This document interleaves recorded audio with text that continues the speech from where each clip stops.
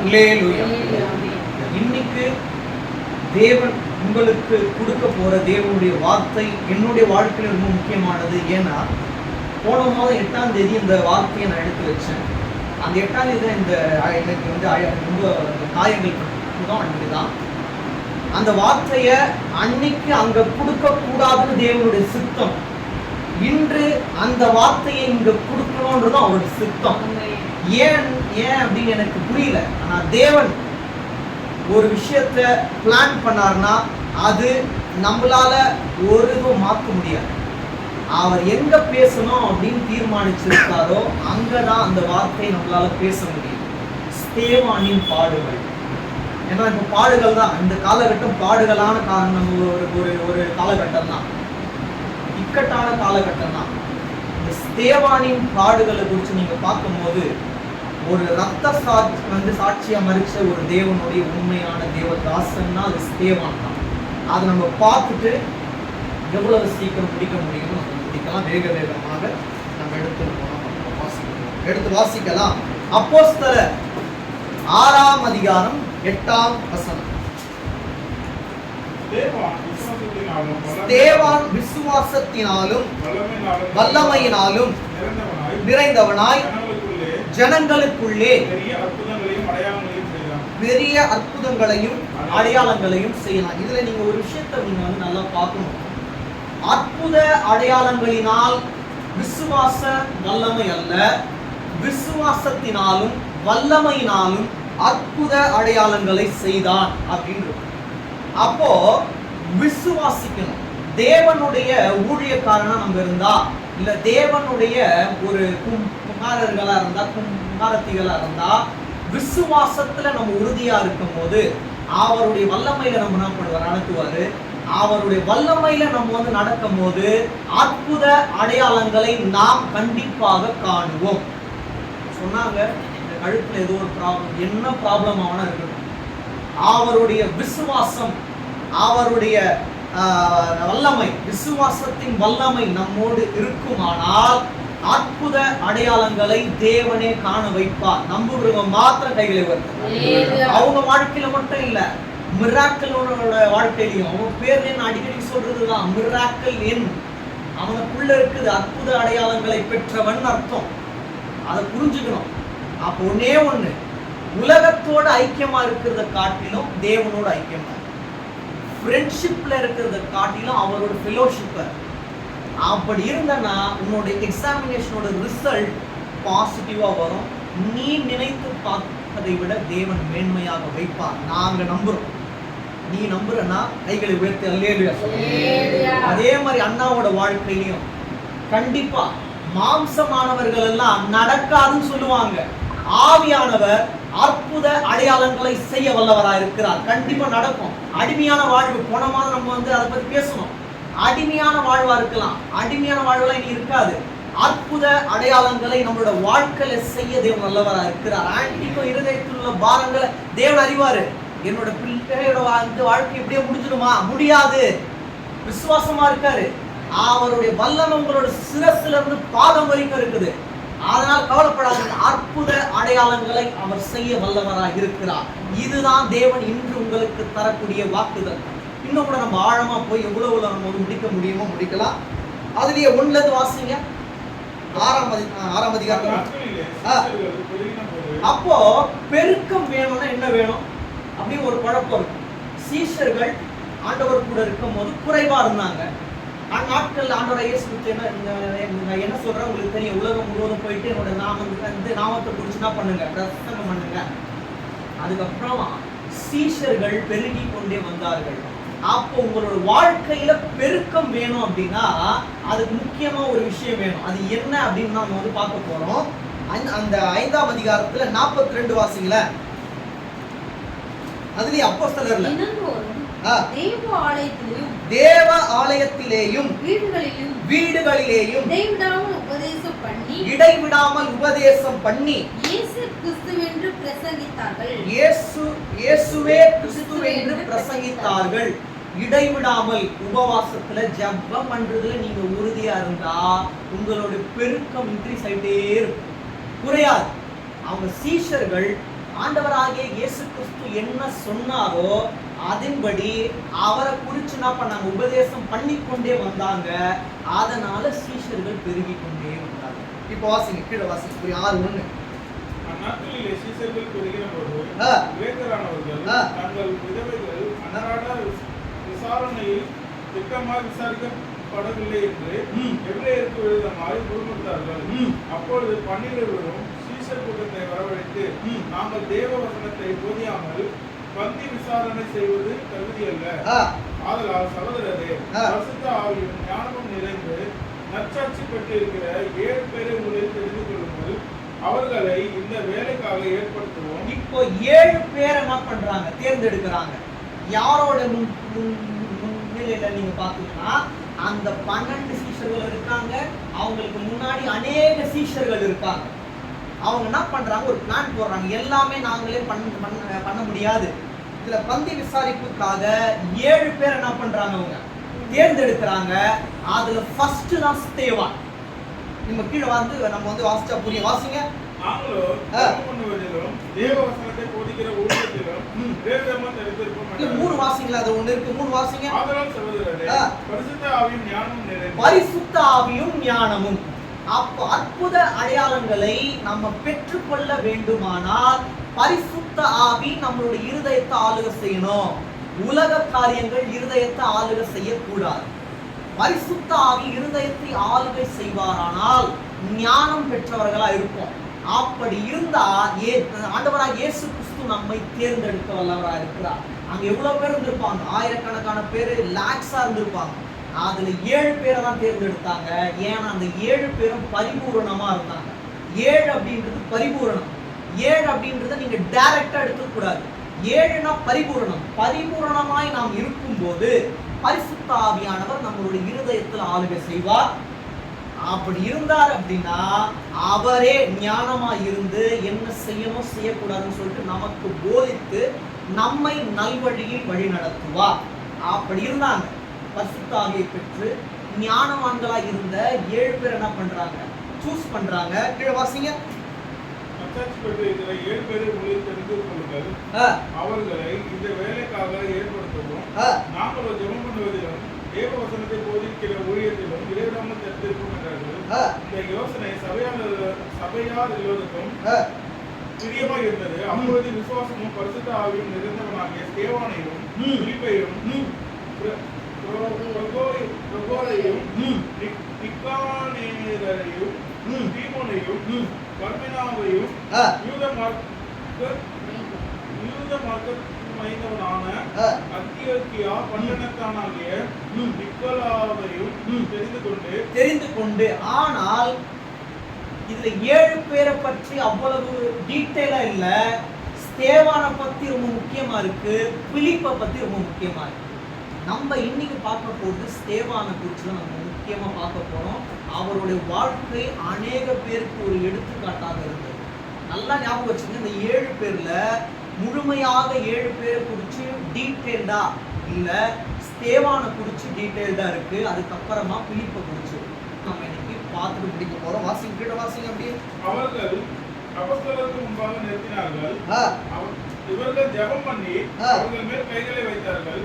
தேவ வசனம் விருத்தி அடைந்தது. சீஷருடைய தொகை எருசலேமில் மிகவும் பெருகிட்டு ஆசிரியர்களில் அநேகர் விசுவாசத்துக்கு விசுவாசத்துக்கு கீழ்ப்படிந்தார்கள். தேவனுடைய வார்த்தையை நீங்க கேட்டு அந்த இதுபடி நடக்க அதாவது அந்த ஒரு உபதேசத்துல நீங்க உறுதியா இருக்க பெருக்கம் உங்களுக்கு ஜாஸ்தி ஆயிட்டே தான் இருக்கும். அப்படி பெருக்கம் இருந்தா நீங்க பேசும் போதே நான் விசுவாசிக்க மாட்டேன் அப்படின்னு சொல்லுங்க கூட நாங்கள் தேவனை விசுவாசிக்கிறோம்னு என்ன பண்ணுவோம், அவங்களே சார்ந்து சாட்சிகளா இருப்பாங்க. கீழவாசி இது ரொம்ப முக்கியம். ஸ்தேவான் விசுவாசத்தினாலும் வல்லமையினாலும் ஏன் அவங்க முக்கியமா சொல்றாங்கன்னா, அந்த 7 பேர்ல ஸ்தேவான் எல்லாரும் காட்டிலும் தேவனுக்கு மிகவும் பிரியமா இருந்திருப்பான். தேவனுடைய வாழ்க்கையில ஸ்தேவானை குறிச்சு ஏன் ரொம்ப முக்கியமா சொல்லப்படுது அப்படின்னா, ஸ்தேவான் விசுவாசத்தை அவ்வளவு உறுதியா இருந்திருப்பான், ஜெப வாழ்க்கையில உறுதியா இருந்திருப்பான். அதனால தான் தேவனோட வல்லமை அவன் மேல இருந்தது. அதனால அற்புத அடையாளங்களை தேவன் அவன் மூலியமாய் செய்து வந்தார். அப்படியே வாசிங்க. அப்பொழுது லிபர்த்தினர் எண்ணப்பட்டவர்களின் ஆலயத்தை சேர்ந்தவர்களில் சிரேனே பட்டணத்தாரிலும் அலெக்சாந்திரியா பட்டணத்தாரிலும்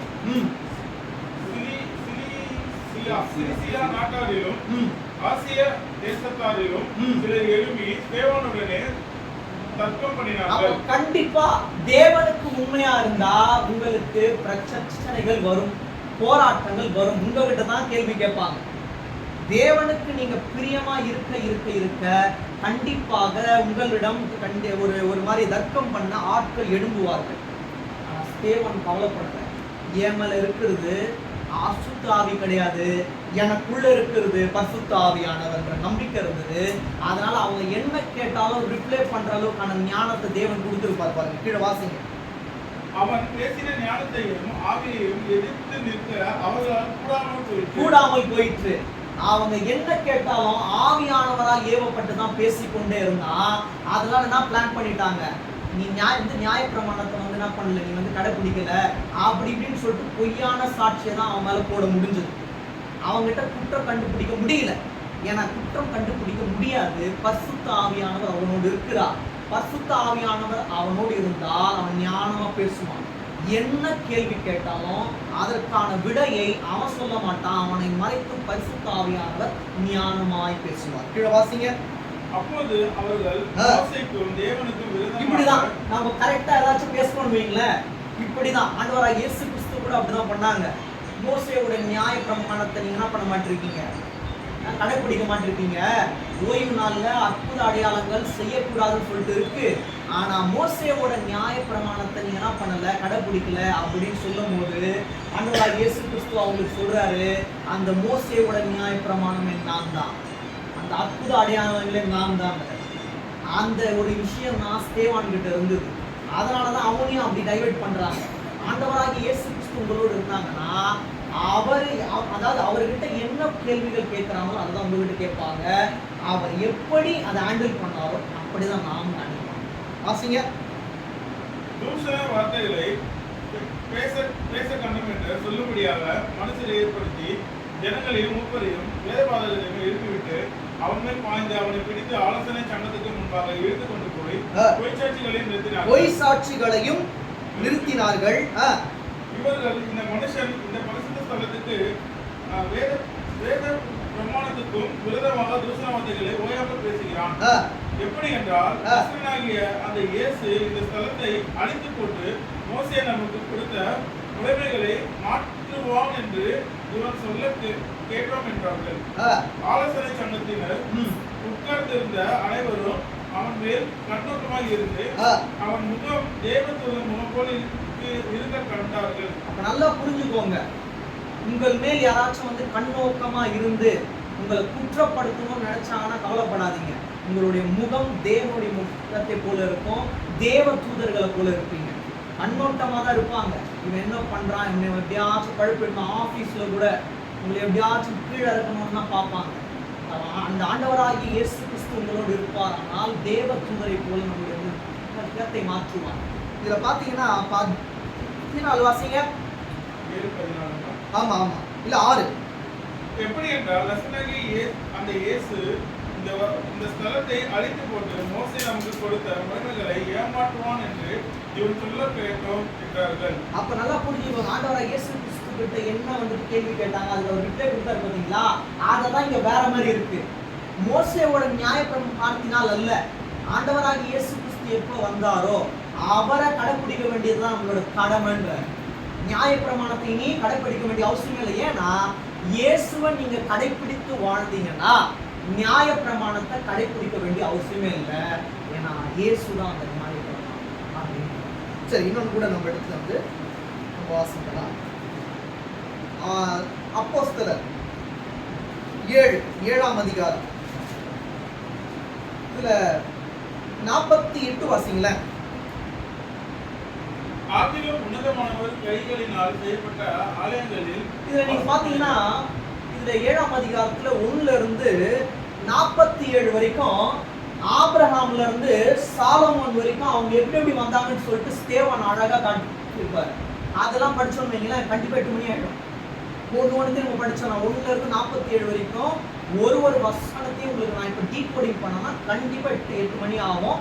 அதனால உங்களுக்கு நான் அப்படியே ஒரு மேற்பார்வையா உங்களுக்கு என்ன விஷயங்களோ அதை சொல்லிட்டு விட்டு போறேன். நீங்க வீட்டில் போயிட்டு உங்களுக்கு நேரம் வாய்க்கும் போது படிச்சு பாருங்க.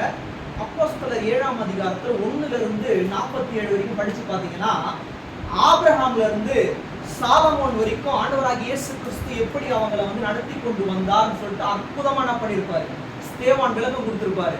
நீங்க இங்க ஆதியாகமத்துல இருந்து ராஜாக்கள் வரைக்கும் படிக்க வேண்டிய அவசியம் இல்லை.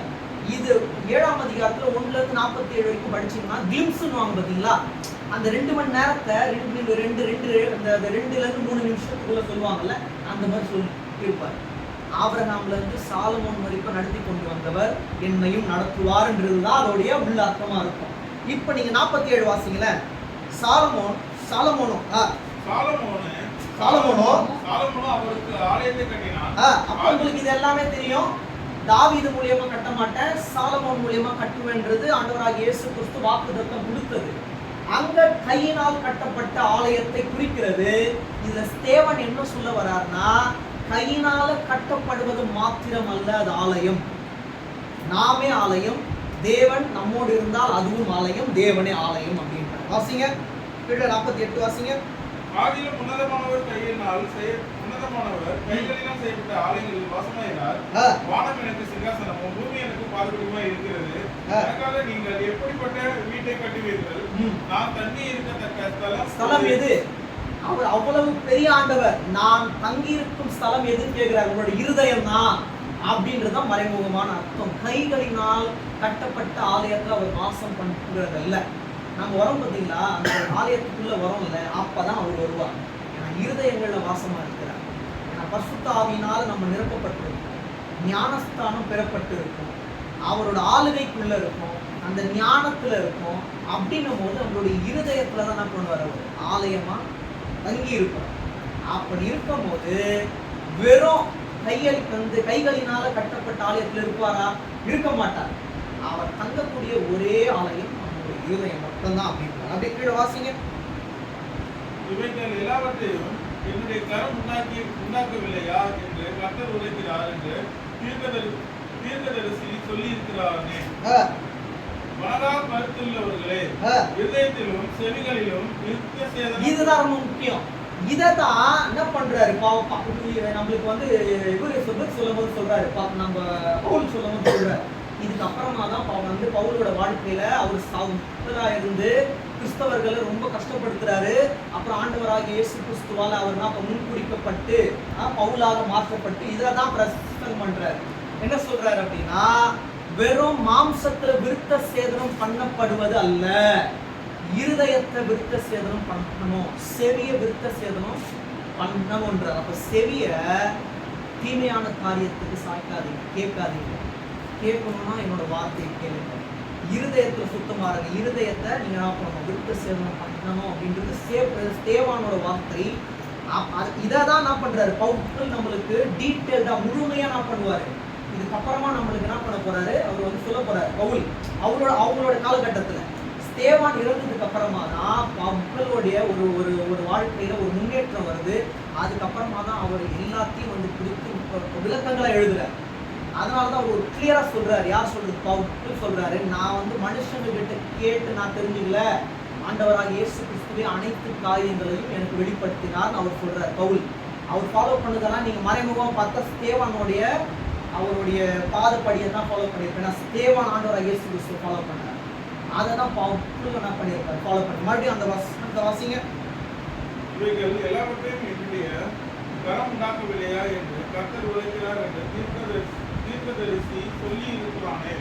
வணங்கா காலத்துள்ளவர்களே, இருதயத்திலும் செவிகளிலும் விருத்த சேதனம் பெறாதவர்களே, உங்கள் பிதாக்களை போல நீங்களும் பரிசுத்த ஆவிக்கு எப்பொழுதும் எதிர்த்து நிற்கிறீர்கள். அப்போ பரிசுத்த ஆவிக்கு விரோதமாய் ஒரு நாள் நம்ம என்ன பண்ணக்கூடாது, எதிர்த்து நிற்கவே கூடாது.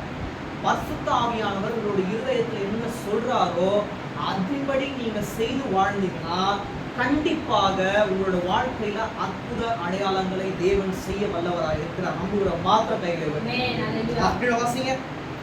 தீர்க்கதரிசிகளில் யாரை உங்கள் பிதாக்கள் துன்பப்படுத்தாமல் இருந்தார்கள், நீதிபதிகளுடைய வருகையை முன்னறிவித்தவர்களையும் அவர்கள் கொலை செய்தார்கள். இப்பொழுது நீங்கள் அவருக்கு துரோகிகளும் அவரை கொலை செய்த பாதகருமாய் இருக்கிறீர்கள். தேவ தூதரை கொண்டு நீங்கள் நியாய பிரமாணத்தை பெற்றிருந்தும் அதை கைக்கொள்ளாமல் போனீர்களே என்றார். இவைகளே அவர்கள் கேட்ட பொழுது மூர்க்கமடைந்து அவனை பார்த்து பல்லை கடித்தார்கள். அப்போ ஸ்தேவான் சொன்ன எல்லாமே உண்மையானதுதான். அதுல ஒரு குற்றம் கூட கண்டுபிடிக்க முடியல. நம்ம நியாயமா பேசணும்னு வைங்களேன், இப்படிதான் நம்மளை பார்த்து பல்ல கடித்து கொண்டிருப்பாங்க. அதுதான் இன்னைக்கு வரைக்கும் அப்படிதான் நடக்குது. என்னடாப்பா நீ வந்து எல்லாத்தையும் கரெக்டான்றுவாங்க. இப்ப நடக்கிறது தான் அன்னைக்கே ஸ்தேவான் மூலியமா எழுதியிருக்காரு. நியாயமா அவன் பேச பேச பேச அவங்களுக்கு ஒரு பாயிண்ட் கூட கிடைக்கல. ஏதாச்சும் தப்பு பண்ணுவான் அப்படின்னு யோசிச்சுட்டே இருக்காங்க, முடியல. அப்புறம் கோபத்தினால பல்ல கடிச்சுட்டு ஒண்ணுமே பண்ண முடியலையேன்ற ஒரு கோபம் ஸ்தேவான் மேல இருந்தது. ஏன்னா ஸ்தேவான் அவன் சுயமா பேசல, மாம்சத்துல பேசல, ஆவியானவரால் ஏவப்பட்டு ஞானத்தினால் பேசலாம். பரிசுத்த ஆவியானவர் அப்படியே அவனை என்ன பண்றாரு, அழகா நடத்துறாரு. நீ போயிட்டு நின்று பேசு. எரேமியாவுக்கு சொல்றாருல, நான் வாயா இருப்பேன்னு. எரேமியா 1ஆம் அதிகாரத்துல 4ல இருந்து 10 வரைக்கும் நீங்க வந்து வாசிச்சீங்கன்னா உங்களுக்கு அது நம்மளோட விளக்கம் நம்ம வந்து ஆல்ரெடி உங்களுக்கு தெரியும். தாயின் கருவில உருவாக முன்னரே நான் உன்னை வந்து அறிஞ்சிருக்கிறேன், உன்னை தீர்க்கதரிசியா எப்போ நான் பண்ணிட்டேன், நான் முன் குறிச்சிட்டேன், நீ சின்ன பையன் சொல்லாத, நான் பேசுவேன், உன்னோட வாயா இருப்பேன். அதே தான் இங்கே ஸ்தேவானுக்கு. அதான் அவன் பேச ஆரம்பித்தான். அவன் பேசியது அவன் கிடையாது, தேவன் அவனை மறைத்து இடைப்பட்டார். அதனாலதான் அவங்க என்ன பண்றாங்க, வாசிங்க. இவைகளை அவர்கள் கேட்டபொழுது மூர்க்கமடைந்து அவனை பார்த்து கொலை கடித்தார்கள். அவன் பரிசுத்த ஆவியினால் நிறைந்தவனாய் வானத்தை அண்ணாந்து பார்த்து, பரிசுத்த ஆவியினால் நிறைந்தவன் அடிக்கடிக்குதான். பரிசுத்த ஆவியினால் நாம் முழுமையாய் நிரப்பப்படுற வரைக்கும் கண்டிப்பா நமக்கு ஒரு மாதிரி சோர்வுகள் தான் இருக்கும். ஆவியில சொல்றேன், மாம்சத்துல அது வரும், அடிக்கடிக்கு வரும். வியாதிகள் ஒன்றுமே நிலைத்து நிற்காது. அதை கண்டிப்பாக தேவன் விளக்க வல்லவராக இருக்கிறார். நீங்களே சாட்சியா இருப்பீங்க. வழி இருந்தது, அந்த வழிகளை தேவன் மாற்றிவிட்டார் அப்படின்னு சொல்ற அளவுக்கு தான் தேவன் வைப்பார். ஏன்னா அந்த பரிசுத்த ஆவியானவர் நம்மளோட இருதயங்கள்ல வாசமாக இருக்கிறார். நம்ம ஒரு நாள் என்ன பண்ண மாட்டார், அப்படியே கீழே போற மாதிரி விட மாட்டார், நம்ம உயர்த்தி தான் வைப்பார்.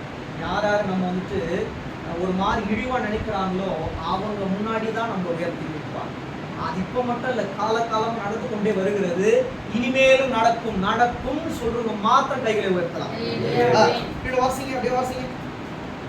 அவர் பரிசுத்த ஆவியினால் நிறைந்தவனாய் வானத்தை அண்ணாந்து பார்த்து தேவனுடைய மகிமையும் தேவனுடைய வலது பாரசத்தில் இயேசுவானவர் இருக்கிறதையும் கண்டு, அதோ வானங்கள் கிடைக்கிறதையும் மனுஷகுமாரன் தேவனுடைய வலது பாரசத்தில் இருக்கிறதையும் காண்கிறேன். அப்போ பரிசுத்த ஆவியினால் நீங்க நிரப்பப்பட்டீங்க அப்படின்னா பரலோக காட்சியை பார்க்கிற அளவுக்கான ஒரு கிருபையை தேவன் கொடுப்பார். அவன் அண்ணாந்து பார்க்கறான். என்ன அர்த்தம், உங்களோட பார்வையெல்லாம், உங்களுடைய இருதயம் எல்லாம், உங்களுடைய ஏக்கமெல்லாம் சுத்தம் செய்வதுதானே. அவரோட சுத்தத்தை செஞ்சுக்கிட்டே இருக்கு, அவரை பார்த்துட்டே இருக்கும். நம்ம பார்க்கறதெல்லாம் இப்படி, பார்க்கறதெல்லாம் இப்படிதான் பார்க்கணும். அதாவது நம்ம எங்கேயாச்சும் ரூட்டுக்கு போகும்போது இந்த பக்கம் போங்க, right hand side, left hand சைடுன்னு சொல்லிட்டு ஆரோ மார்க் இருக்கும். நம்மளோட ஆரோ மார்க் எப்படி தெரியுமா, இப்படிதான் இருக்கும். அதுதான் ஸ்தேவானுக்கு இருந்தது. தேவனையே நோக்கி கொண்டிருக்கிறான். அவன் நோக்கி கொண்டிருக்கும்போது பூலோகத்துக்கு உண்டான காட்சியை மட்டும் இல்லை, பரலோகத்துக்கு உண்டான காட்சியையும் காட்ட தேவன் வல்லவராக இருக்கிறார். அதனாலதான் பவுல், தேமா 2 பேர் இருந்தாங்க. தோமா கிடையாது, தோமா வேற, இது தேமா. நீங்க படிச்சு பார்த்தீங்கன்னா புரியும். பவுல், தேமா ஒரு குறிப்பிட்ட காலம் வரைக்கும் இணைந்து இருந்தாங்க. அதுக்கப்புறமா 2 பேரோட வாழ்க்கை பிரிக்கப்பட்டது. ஆண்டவராகிய இயேசு கிறிஸ்துவை பிரித்தார். ஏன் பிரித்தார்னா, தேமாக்கு பூலோக ஆசைக்குள்ள ரொம்ப ஈடுபாடு ஆயிடுச்சு. ஆனா பவுலுக்கு இருந்த ஆசையெல்லாம் பூலோக ஆசையை எடுத்து பரலோக ஆசை. அதனால 2 பேரோட வழியும் மாறிடுச்சு. தேமா அவ்வளவுதான், காணாத போயிட்டாரு. பவுலுக்கு வந்துட்டு இன்னைக்கு வரைக்கும் அநேக ஊழியர்களால, நாம் அனைவர்களால பேசப்படுகிறார். அப்படின்னா பரலோக ஆசை அவருக்குள்ள இருந்தது. பரிசுத்த ஆவியினால் அவர் வந்து ஏவப்பட்டு பேசினார். அப்படிதான் நம்மளோட எண்ணங்கள் இருக்கும், நம்மளோட சிந்தைகள் இருக்கும். நம்மளோட சிந்தை எப்போ தெரியுமா மாறும்? பூலோகத்தை பார்த்து பூலோக ஆசைக்குள்ள போக போக நம்மளோட சிந்தை மாறும். அந்த சிந்தை மாறக்கூடாதுன்னா பரலோக சிந்தை இறுதி வரைக்கும் நம்மளை ஆட்கொண்டு வழிநடத்தும். அப்போ பரலோக சிந்தை வேணும்னா அந்த பரலோகத்தின் தேவன் நம்மளுடைய இருதயத்தை ஆட்கொள்ளும். கீழே வாசிங்க. அப்பொழுது அவர்கள் உரத்த சத்தமாய் கூப்பிட்டு தங்கள் காதுகளை அடித்துக் கொண்டு ஒருமனப்பட்டு அவன் மேல் பாய்ந்து. வேற வழியே இல்லை, அவன் மேல குற்றம் கண்டுபிடிக்க ஒண்ணுமே கிடையாது. இறுதி முடிவு ஒண்ணு என்ன எடுத்துருவாங்க? கல் இருந்து சாவடிச்சு. அப்படிதான் நம்ம நியாயமா பேசினா இறுதி முடிவு ஒண்ணு வேலையை விட்டு நீக்கிடுவாங்க, இல்லைன்னா வேற எங்கேயாச்சும் போட்டுருவாங்க. அதுதான் நியாயமா பேசக்கூடாது. அவங்களுக்கு ஏற்ற மாதிரி அவங்களோட சேர்ந்து அவங்களுக்கு கை கட்டி இருந்தா நல்லதான். இல்லையா, எங்களுக்கு ஒரு வார்த்தை நீ எடுத்து பேசிட்டியா, உங்களை எப்படியாச்சும் நான் பண்ணுறோம் பிளான் பண்ணி ஒரு ஃபாக்ஸ் எப்படி கன்னிங்காக மூவ் பண்ணுமோ அதே மாதிரி மூவ் பண்ணி அவங்க எப்படி மூவ் பண்ணுறாங்கன்னு நமக்கு தெரியாது. இறுதி முடிவு நம்ம யோசிச்சு பார்க்க மாட்டோம். நேற்றுலாம் மேனேஜர் நல்லா பேசிட்டு இருந்தாரு, இன்னைக்கு ஒரு மாதிரி பேசுறாரு. அவர் பேசல, நமக்கு பிடிக்காதவங்க நம்ம நியாயமாக பேசணும். நம்ம நியாயமாக பேசுறது பிடிக்காத யாரோ ஒருத்தங்க அவர்கிட்ட போயிட்டு ஃபயர் ஒர்க் பண்ணுறதுனால அவர் இந்த டிசிஷன் எடுத்திருக்காரு நம்ம புரிஞ்சுக்கணும். அப்போ நீங்கள் கவலைப்பட வேண்டிய அவசியமே இல்லை. உங்களை எங்க மாற்றினாலும் தேவன் உங்களோடு வந்து கொண்டே இருப்பார். பரிசுத்த ஆவியானவர் நம்மளுடைய இருதயத்துல ஆளுகை செஞ்சுட்டே இருக்கார். அவர் இடம் கொடுத்தா போதும். நம்ம தான் கொடுக்கறது இல்லையே. யார் யாருக்கு நிறைய இடம் இருக்கு, யார் யாருக்கும் கொடுக்கறது கொடுத்தா அவருக்கு மட்டும் தான் கொடுக்கணும். அவர் இருக்கிற இடத்த வேற யாருக்காச்சும் நம்ம வந்து கொடுத்தோமானால் கண்டிப்பாக நம்மளோட வாழ்க்கையில சோர்ந்து தான் விழுவும். அவருக்கு உண்டான இடத்த கொடுத்துரும். அவர் தான் எப்பவுமே நம்மளுக்கு முத்தன்மையா இருக்கும். அதுக்கப்புறமா தான் எல்லாம் அப்படி கொடுத்தோம்னா நீங்க எந்த வேலைக்கு போனாலும் ஒர்க்குக்கே போனாலும் யார் உங்களை பொறாமையா நினைச்சாலும் அவர் உங்களோடு இருப்பார். அவங்க கிட்ட எவ்வளவு பேர் வேணா இருக்கலாம், நம்ம கிட்ட சேனைகளின் தேவன் இருக்கிறார். அது போதும். ஒரு விஷயத்த கண்டு நம்ம வந்து கலங்க வேண்டிய அவசியமே இல்லை. ஸ்தேவான் நீங்க பாத்தீங்கன்னா, நான் கொஞ்சம் நினைச்சு பாக்குறேன், ஸ்தேவான் மட்டும் இருந்திருப்பான், அநேக பேர் தான் பண்ணியிருப்பாங்க. ஒருத்தர் மாத்தி மாத்தி கேள்வி கேட்டிருப்பாங்க. எல்லாத்துக்கும் ஆன்சர் பண்ண முடிஞ்சதுன்னா பரிசுத்த ஆவியானோட ஏவுதல் இல்லாம அவன் பேசியிருக்கவே முடியாது. அதனாலதான் அவன்கிட்ட ஒரு குற்றத்தையும் கண்டுபிடிக்காம அவன் மேல் பாய்ந்து போவாசிங்க. இதுல பாருங்க, ஒருமனப்பட்டு அவன் மேல் பாய்ந்து. நல்ல விஷயத்துல ஒருமனம் இருக்காது. ஒருத்தனை அழிக்கணும்னா ஒருமனப்பட்டுருவாங்க. ஆமாங்க, கரெக்ட், நீங்க என்ன சொல்றீங்களோ கரெக்ட். அதுல ஒருமனமாயிட்டு ஸ்தேவான அழிக்கணும்னு நினைச்சு ஒருமனப்பட்டு அவன் மேல் பாய்ந்து அவனை நகரத்துக்கு புறம்பே தள்ளி அவனை கல்லெறிந்தார்கள். சாட்சிக்காரர் தங்களை வஸ்திரங்களை கழட்டி சவுல் எண்ணப்பட்ட ஒரு வாலிபனுடைய பாதத்தின் அருகே வைத்தார்கள். யாரும் தெரியுதுங்களா? சவுல்.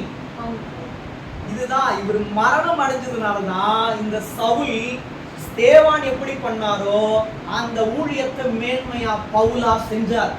அப்ப இந்த சாவு வெறும் சாவு அல்ல, சரித்திரமாய் மாறினது ஸ்தேவானால் அல்ல, ஸ்தேவான் மூலியமாய் தேவனால்.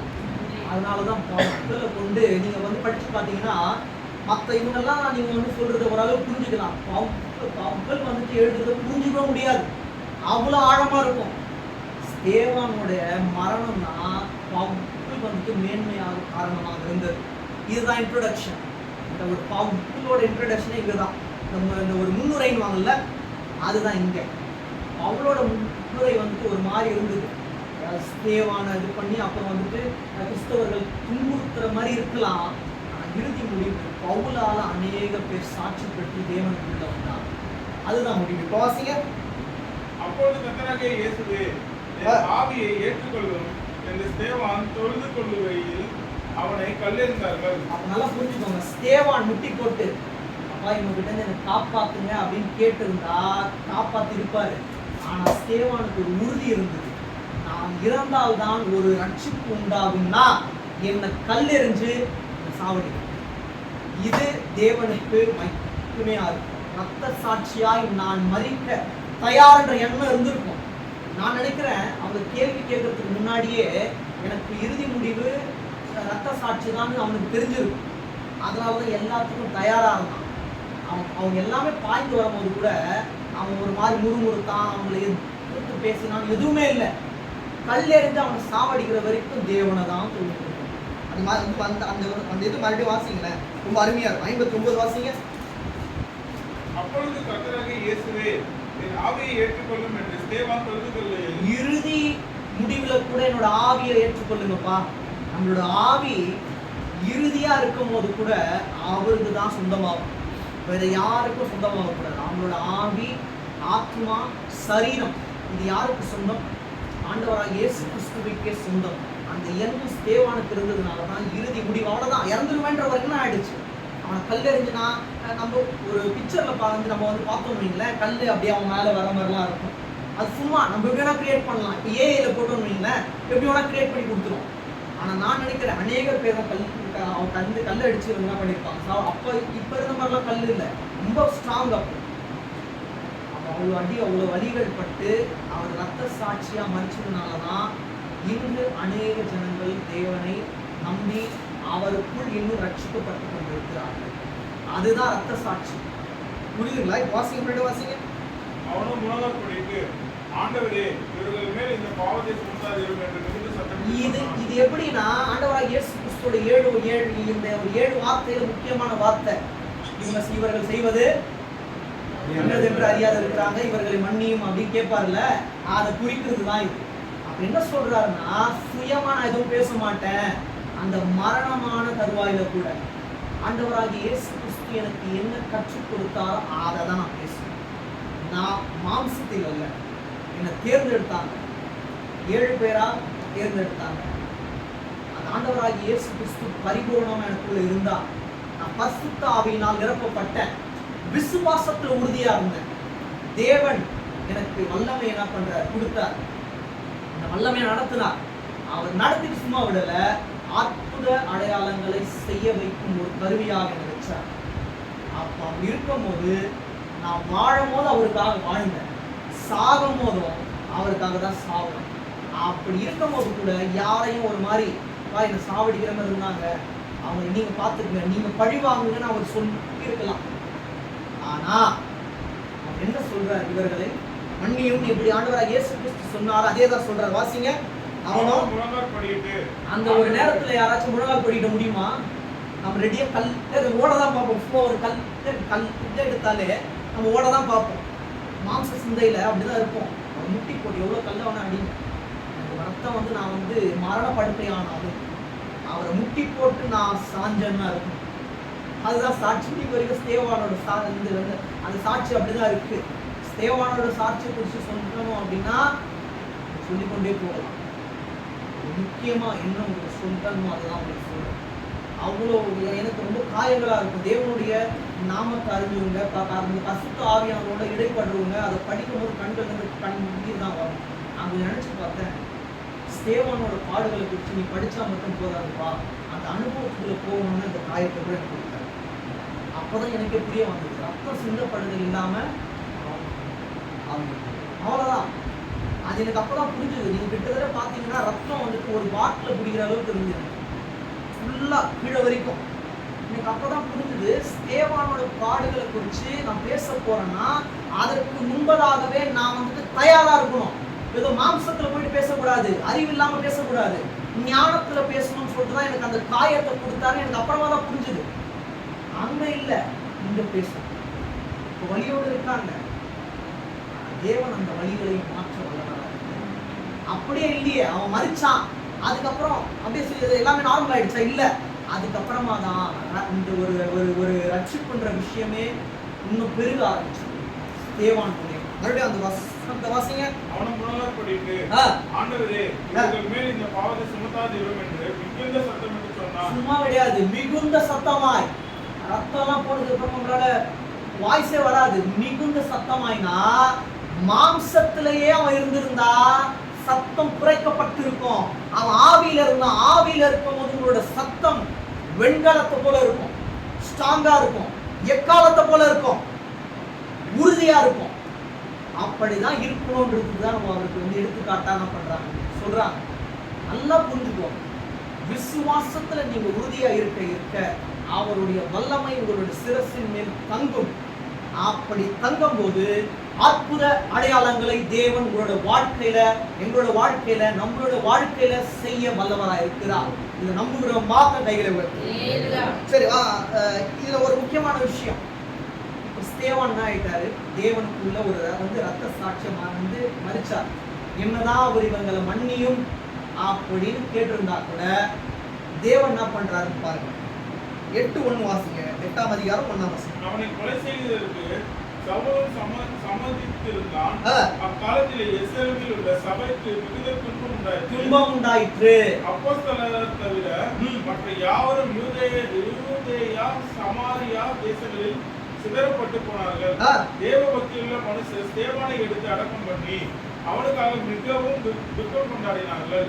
சவுல் வீடுகள் தோறும் நுழைந்து புருஷரையும் ஸ்திரீகளையும் இழுத்து கொண்டு போய் காவலில் போடுவித்து சபையை பாழாக்கி கொண்டிருந்தான். சிதறி போனவர்கள் எந்த சுவிசேஷத்தை பிரசங்கித்தார்கள். இதுல 1ஆம் வசனத்துல எப்படி இருக்கு? அக்காலத்திலே எருசலேமில் உள்ள சபைக்கு மிகுந்த துக்கம் உண்டாயிற்று. நல்லா புரிஞ்சுக்கோங்க. ஒரு தேவதாசன் ஆண்டவருக்குள்ள இருந்து இரத்த சாட்சியாய் மரித்து போவாரானால் கண்டிப்பாக அதற்கு தேவன் கணக்கு கேட்டே தீர்வான். துன்பம் உண்டாவல, துன்பம் தான், ஏண்டா அவனை சாவடிச்சோம் அப்படின்னு அவங்க நினைக்கிற வரைக்கும் ஒரு துன்பத்தை கொண்டு வருவார். சும்மா இல்லை, துன்பப்படுத்தி கொண்டே வந்தார். ஆண்டவர் இயேசு பார்த்துட்டே இருப்பார். எவ்வளோ காலம் நீ துன்பப்படுத்துப்பான். தமஸ்கு வீதியில நான் என்ன பண்றேன்? உன்னை சந்தித்து உன்னை ஊழியத்துக்கு அழைப்பேன். யாரும் அழைக்க மாட்டாங்க, நானே அழைப்பேன். அப்ப நான் உன்னை கொண்டு அற்புத அடையாளங்களை செய்வேன். ஸ்தேவானுடைய மரணம் ஒரு ஆரம்பத்தை நமக்கு கூறிவிட்டு போகும். எல்லாம் முடிஞ்சதுன்னு நினைச்சாங்க. நான் அடிக்கடி இந்த வார்த்தையை சொல்லிக்கிட்டே இருப்பேன். ஒரு காரியம் முடியுது அப்படின்னு நினைக்கும் போதுதான் தேவன் அந்த காரியத்தை ஆரம்பிப்பார். ஸ்தேவானோட வாழ்க்கையில அப்படிதான் முடிஞ்சிடுச்சுன்னு நினைச்சாங்க. ஆனா தேவன் என்ன பண்ணாரு? சவுல் மூலியமா அவன் சும்மாட்டி சவுலா இருக்க போறது இல்ல, அவன் பவுலா இருப்பான் அப்படின்னு பெயரை மாத்தி ஸ்தேவான் என்ன ஊழியம் பண்ணாரு? கிட்டத்தட்ட நீங்க பாத்தீங்கன்னா ஸ்தேவானோட ஊழியம் தான். அவர் அதை மேன்மையா பண்ணாரு, உற்சாகமா பண்ணாரு, சோர்ந்து விடல. எவ்வளவு துன்புறுத்தினாரோ அவ்வளவு அன்பா இருந்தார். பெரிய காரியங்கள் செய்ய நீங்க பாத்தீங்கன்னா கிட்டத்தட்ட 66 புஸ்தகம் இருக்குது. பழைய ஏற்பாடுல 39, புதிய ஏற்பாடுல உங்களுக்கு தெரியும் 27. புதிய ஏற்பாடுல மட்டும் 13 புஸ்தகத்தை யார் எழுதுறது? பவுல் எழுதுறார். எவ்வளவு மேன்மை பார்த்தீங்கன்னா, ஸ்தேவான் கேட்டுக்கொண்டபடி தேவன் என்ன பண்ணிருக்கலாம்? அவர்களை மன்னித்து இருக்கலாம். அவருக்கு அவ்வளவு துக்கம் உண்டாகும். என் பிள்ளை ஒரு பாவமும் பண்ணாத ரத்த சாட்சியா மறிச்சான். யாரும் அவனுக்கு விரோதமா எழும்பி நின்னீர்களோ உங்களுக்கு இன்பமே இருக்காது, துன்பங்கள் தான் வரும்னு சொல்லிட்டு துன்பத்தை கொடுக்குறாங்க. கீழே வாசிங்க. 2 வாசிங்க. தேவ பக்தி உள்ள மனுஷர் ஸ்தேவான் இந்த சாட்சி தான் பெறணும். என்னென்ன சாட்சி பார்த்தீங்களா? விசுவாசம் உள்ளவன், வல்லமை பெற்றவன், அற்புத அடையாளங்களை செய்தவன், பரிசுத்த ஆவியால் நிரப்பப்பட்டவன், ஞானத்தினால் நிறைந்தவன். இங்க என்ன? தேவ பக்தி உள்ளவன். இன்னொன்னு, ஸ்தேவான் அப்படின்னா அதுக்கு ஒரு அர்த்தம் இருக்கு. ஸ்தேவான்னா வெற்றி, ஸ்தேவான்னா ஜெயம், ஸ்தேவான்னா கிரீடம், ஸ்தேவான்னா மாலை, ஸ்தேவான் அப்படின்னா சாதனை, ஸ்தேவான் அப்படின்னா மரியாதை. இதெல்லாமே அவரோட பேரோட அர்த்தம். இதை நீங்க தெரிஞ்சு வச்சுருக்கோம். ஒரே ஒரு விஷயம்னா, ஸ்தேவானோட வாழ்க்கையில மாம்சத்துல வேணா அவருக்கு தோற்று போனவர் இருக்கலாம், உலக மனுஷங்களுக்கு. ஆனா அவருடைய மரணம் தான் அவருக்கு வெற்றி. தேவன் அவரை கொண்டு அவருடைய ரத்த சாட்சி சும்மா ஏதோ அவர் உலகத்துக்காக மறிக்கல, தேவனுக்காக மறித்தார். அதனாலதான் இன்னைக்கு வரைக்கும் அவருடைய பாடுகளை குறித்து நம்ம பார்த்து கொண்டே வரும். முடிவு இல்லை, அது ஆரம்பம். 4 வாசம். சிதறி போனவர்கள் எங்கும் திரிந்து சுவிசேஷத்தை பிரசங்கித்தார்கள். சுவிசேஷ வசனத்தை பிரசங்கித்தார்கள். அப்ப அத்தோட நிக்கல. சிதறி போனவர்கள், தேவன் இறந்து போயிட்டாரு, தேவனுடைய வார்த்தையை இத்தோட முடிச்சுக்கலான்னு இருக்கல. தேவனோட வார்த்தை என்ன பண்றாங்க? பிரசங்கித்து கொண்டே வந்தாங்க. நல்லா புரிஞ்சுக்கோங்க. தேவனுடைய வார்த்தை உங்களுடைய வீடுகளை ஆளுகை செய்யணும்னா, உங்களுடைய இருதயத்துல இருக்கணும்னா, என்ன ஆனாலும் தேவ வசனத்தை நீங்க விட்டு விடவே கூடாது. மரணமே ஆனாலும், அதான் ஒரு ஒரு பாடல் எழுதும், என் கடைசி மூச்சு இருக்கிற வரைக்கும் நான் உங்களையே பாடி மறிப்பேன், உமக்காகவே நான் பாடுவேன், உம் நிழலிலே நான் தங்குவேன், உங்க கிருபையினால நான் பாடுவேன், உமக்காகவே நான் உயிர் வாழுவேன், என் கடைசி மூச்சு இருக்கிற வரைக்கும் நான் உங்களையே பாடி மறிப்பேன். கடைசி மூச்சு இருக்க வரைக்கும் நான் அவருக்காக தான் வாழ்வேன். யாரு என்னை கொலை பண்ற மாதிரி கொலை மிரட்டல் வச்சாலும் நான் தேவனுக்காக அவருக்காக மொத்தம் ரத்த சிந்த தயாரா நான் இருக்கேன் அப்படின்னு சொல்றதுதான் பரிசுத்த ஜீவியம். இப்போ 6-8 மட்டும் வாசிச்சுங்க முடிக்கலாம். அப்போஸ்தலர் 6:8. ஸ்தேவான் விசுவாசத்தினாலும் வல்லமையினாலும் நிறைந்தவனாய் ஜனங்களுக்குள்ளே பெரிய அற்புதங்களையும் அடையாளங்களையும் செய்தான். ஜனங்களுக்குள்ள அவ்வளோ அற்புத அடையாளங்கள் செய்தும் அவனுக்கு முடிவு மரணம். அவன் தேவனுடைய வேலையை எப்படி செய்யணுமோ சரியா செஞ்சான். உலக பார்வைக்கு அவனோட மரணம் அற்பமா இருக்கலாம், தேவனுடைய பார்வைக்கு ஸ்தேவானின் மரணம் மகிமையாக காணப்பட்டது. நீங்களும் உங்களோட வாழ்க்கையில தேவன் மேல மட்டும் விசுவாசமா இருங்க. அப்படி இருந்தீங்கன்னா அவங்களோட வல்லமை உங்களுடைய சிரசின் மேல் தங்கும். எப்படி இதை தான் மக்கள் 1 கொரிந்தியர் சொல்றார், ஆண்டவராகிய இயேசு கிறிஸ்துவின் வல்லமை என் மேல் தங்கும்படி பலவீனங்களையும் நான் சந்தோஷமாக எண்ணுகிறேன், அதை குறித்து மேன்மை பாராட்டுகிறேன், போராட்டம் வந்தாலும் இக்கட்டு வந்தாலும் அதில் நான் பிரியப்படுறேன் அப்படின்னு அவன் சொல்றதுக்கு காரணமே ஸ்தேவானோட மரணம் தான். நீங்க அதுக்கப்புறம் ஒரு மாதிரி நீங்க ஆராய்ச்சி பண்ண ஆரம்பிக்கும் போது தேவன் அநேக காரியங்கள் உங்களுக்கு விளக்குவார். படிக்கக்கூடாது, தியானிக்கும் போது ஸ்தேவானோட வாழ்க்கை மட்டும் இல்லை, நம்மளோட வாழ்க்கை தான். அதனாலதான் பாடுகள் இருந்து நம்மை தூக்கி மேன்மையான ஒரு காரியத்தில் வைப்பது நல்லவராக இருக்கிறார். கண்களை மூலம்